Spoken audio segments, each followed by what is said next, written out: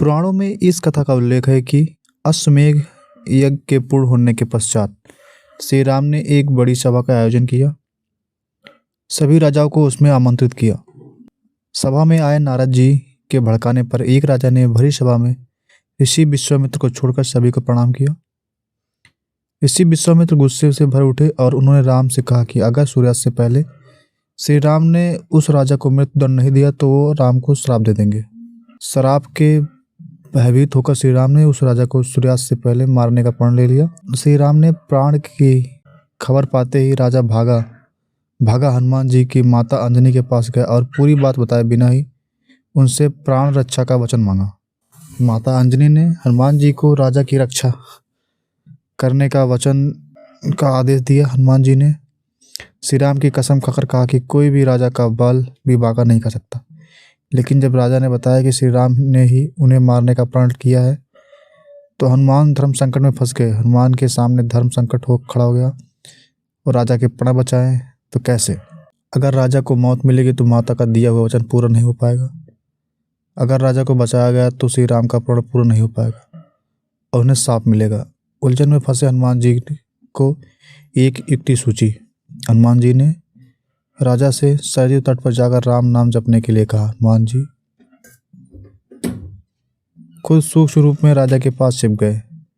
जब श्री राम राजा को खोजते हुए सरयू तट पर पहुंचे तो उन्होंने देखा कि राजा राम राम जप रहा था। राम जी ने सोचा, अरे ये तो मेरा भक्त है, मैं कैसे इस पर वार चला सकता हूँ।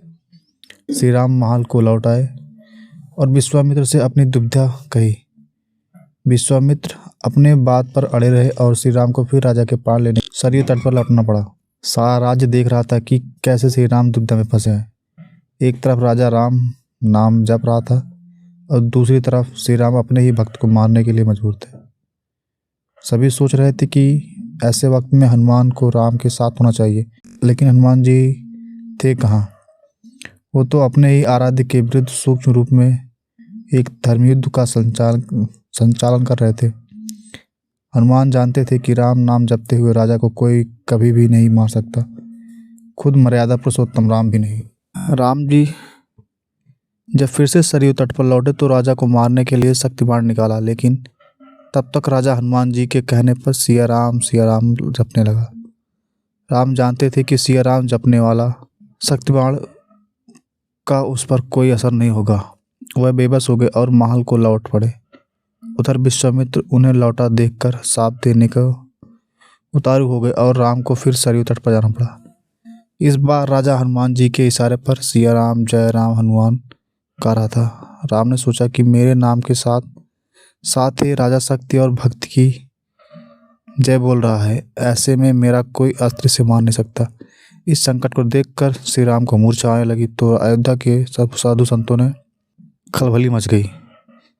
तब ऋषि वशिष्ठ ने ऋषि विश्वामित्र को सलाह दी कि राम को इस तरह संकट में नहीं डालना चाहिए। उन्होंने कहा कि राम चाहकर भी राम नाम जपने वाले को नहीं मार सकते, क्योंकि जो बल राम के नाम में है वह खुद राम में नहीं। संकट बढ़ता देख ऋषि विश्वामित्र ने राम को संभाला और अपने वचन से मुक्त किया। मामला संभलते देखकर राजा के पीछे छिपे हनुमान वापस अपने रूप में आ गए और श्री राम को प्रणाम किया।